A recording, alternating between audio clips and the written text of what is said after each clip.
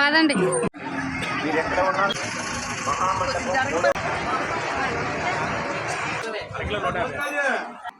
Hi అండి.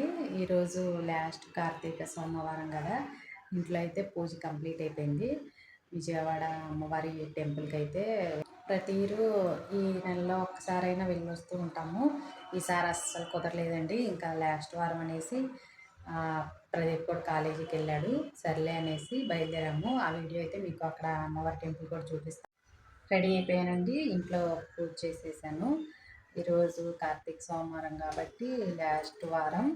ఈరోజు ఉపవాసం అయితే ఉన్నాను. ఫస్ట్ వారం కూడా ఉపవాసం లేను, నాగుల చవితికి వెళ్ళాను. ఆ పౌర్ణానికి ఒకరోజు వచ్చే మండే మాత్రం ఉపవాసం ఉంటేనే పౌర్ణం చేయగలుగుతామంట. అందుకోసం ఆ మండే అయితే ఉన్నాను. మళ్ళీ ఇప్పుడు 9:30 కల్లా నందిగామ బస్ స్టాండ్కి అయితే వచ్చామండి. జనం అయితే ఫుల్గా ఉన్నారు.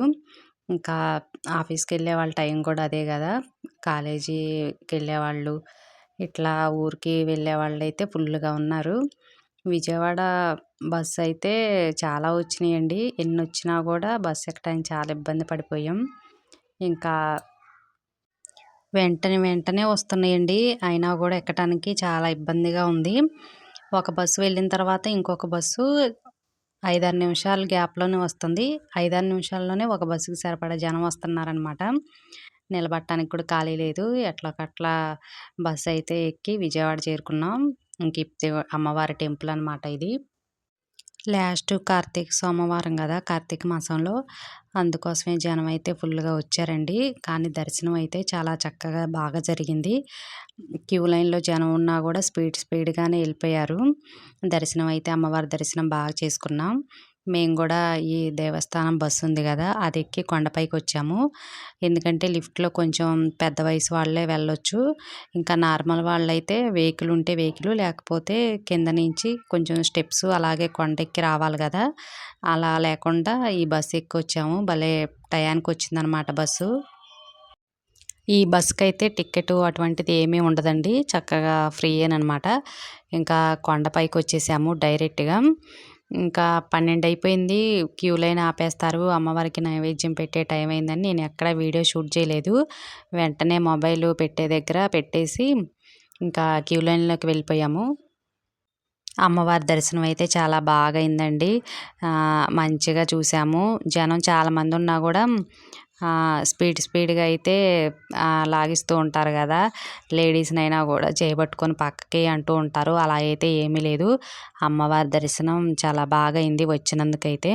ఇంకా పక్కనే ఉండే శివాలయం కూడా ఉంది, కార్తీక సోమవారం కదా, ఆ శివయ్య దర్శనం కూడా చేసుకున్నాము. చాలామంది అయితే మంచిగా ఒత్తులు అవి వెలిగిస్తున్నారు. ఇంకా మేమైతే అవి ఏం తీసుకురాలేదండి, డైరెక్ట్గా వచ్చేసాము. దేవుడికి దండం పెట్టేసుకొని ఇంకా బయటకు వచ్చాము. అక్కడ దర్శనం అయిపోయిన తర్వాత చాలామంది అన్నదానం ఉండిద్ది కదా, అటువైపు వెళ్ళారు స్టెప్స్ మించి దిగి. ఇంకా మేమైతే టైం లేదు, మళ్ళీ ఇంటికి రావాలి కదా, ఇంక ఇటు వచ్చేసి మొబైల్ అవి తీసుకొని చిన్నది క్లిప్ అయితే షూట్ చేశాను. మళ్ళీ దేవస్థానం బస్సు అయితే వచ్చిందండి. ఇంకా అంటే ప్రతి 10 నిమిషాలకు ఒక బస్సు వస్తుంది. ఎన్ని బస్సులు తిరిగినా కూడా జనం బాగుంటున్నారు కదా, ఎప్పుడు చూసినా ఫుల్ అయిపోతుంది. ఇంకా ఆ బస్సు ఎక్కి కొండ కింద దిగామన్నమాట. ఇప్పుడు నేను చూపించిన బస్సు అయితే డైరెక్ట్గా బస్ స్టాండ్కి అయితే వెళ్ళిద్ది. అక్కడ దిగేసి దూరం నుంచి వచ్చిన వాళ్ళు ఉంటారు కదా, చక్కగా బస్సు ఎక్కి వెళ్ళిపోవచ్చు. కొంతమంది లోకల్లో వాళ్ళైతే కొండ కింద ఆపుతారు, అక్కడ దిగిపోతున్నారు.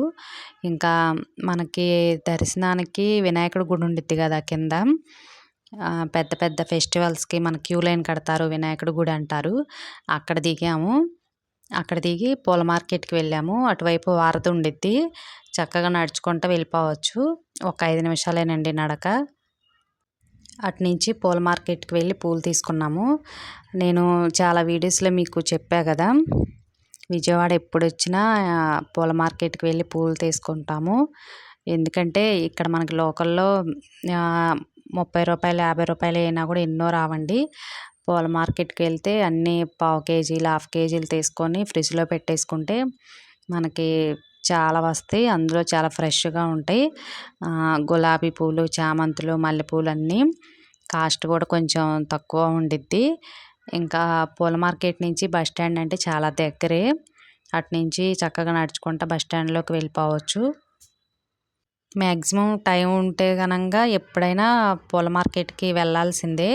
మీకు అంతకుముందు 2, 3 వీడియోల్లో కూడా చూపించాను కదా! చక్కగా పూల మార్కెట్‌కి వెళ్ళి పూలు తీసుకొని ఇంక వెంటనే బస్ ఎక్కి ఇంటికొచ్చేసాము. ఇంటికొచ్చేపాటికి 4 అయిపోయిందండి. వీడియో నచ్చితే లైక్ చేయండి.